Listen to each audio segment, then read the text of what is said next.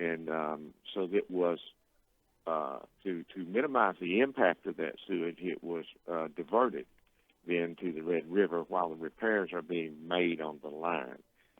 It's bypassed at bypassed at the Stoner lift station on Stoner Avenue, and then that's basically what has happened. The city is handling it. This is a normal emergency procedure.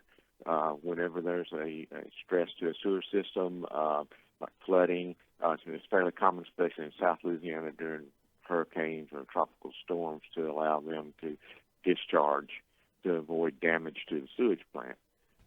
So that's basically what's going on. And you've got Mark Juneau, who's the Northwest Louisiana Regional Office Manager, and Ronnie Kay, who's an environmental scientist, on the line with us too, correct?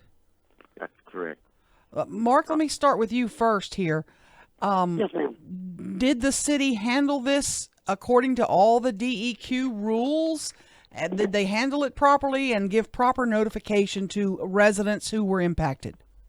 Yes, they have. They've been updating us frequently, and they've been in touch with Ronnie Kay, who is our environmental DCL, and he is the one that is talking to Wes multiple times a day, and he's been on site for all of the stuff and looking at it, observing it. But they are following their permit. They're following what they're required to do, and trying to get it repaired as quick as possible. How exactly does that phone call and or email go? How many days in advance warning do they have to give you? Do they say, we're going to start pumping the poop at 2 this afternoon?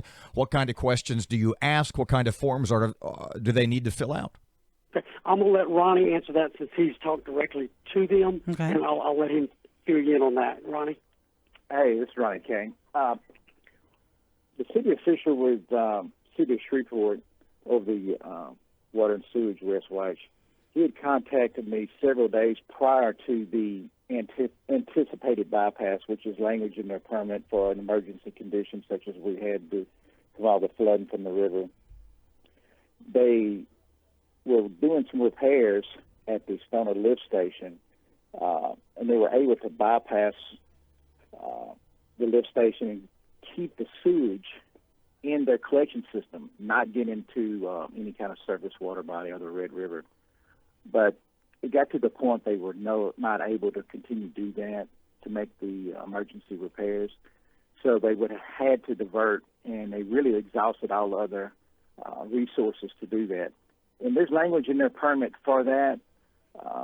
And so what they did, and continuing to divert to the river until the repairs are made. I spoke to Wes this morning, and he says they are scheduled possibly this weekend for the repairs to be completed.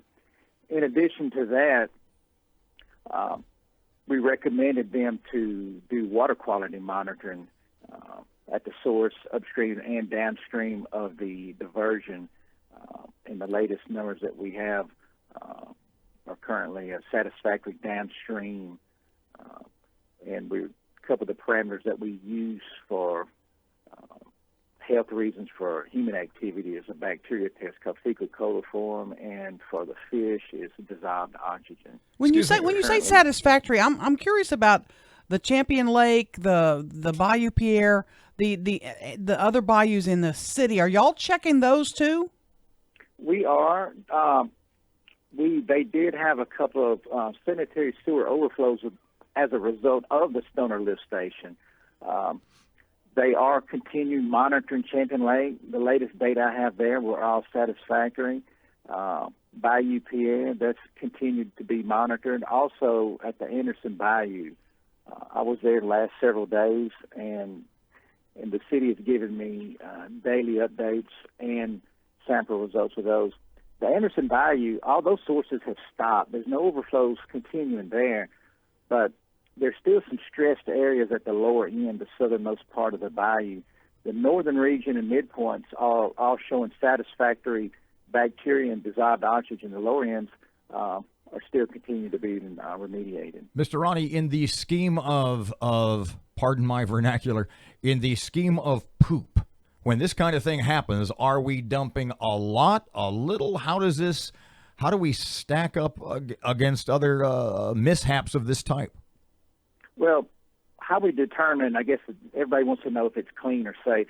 How we determine that is through analytical results. And we look at, for human activity, we look at bacterial results. For health of fish, for them to survive and not die, we look at dissolved oxygen. And so that's improving. Our water quality data is improving daily.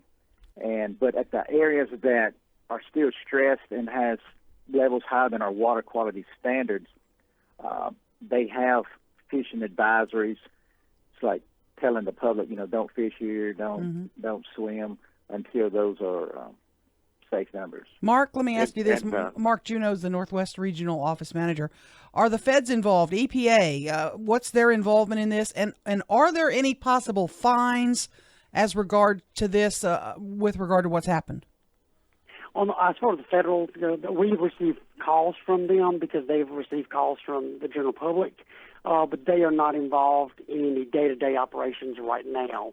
As far as fines go, I cannot comment on that because that's going to be something that actually would be outside of my area. That would go through our enforcement area, and that would be something that they would decide. But at this point, we don't have anything that we're referring to enforcement because they are following everything they're required to do. Generally speaking, if your department gave out a blue ribbon for handling a situation like this with exceptional haste and competence, would we get a blue ribbon? Yes,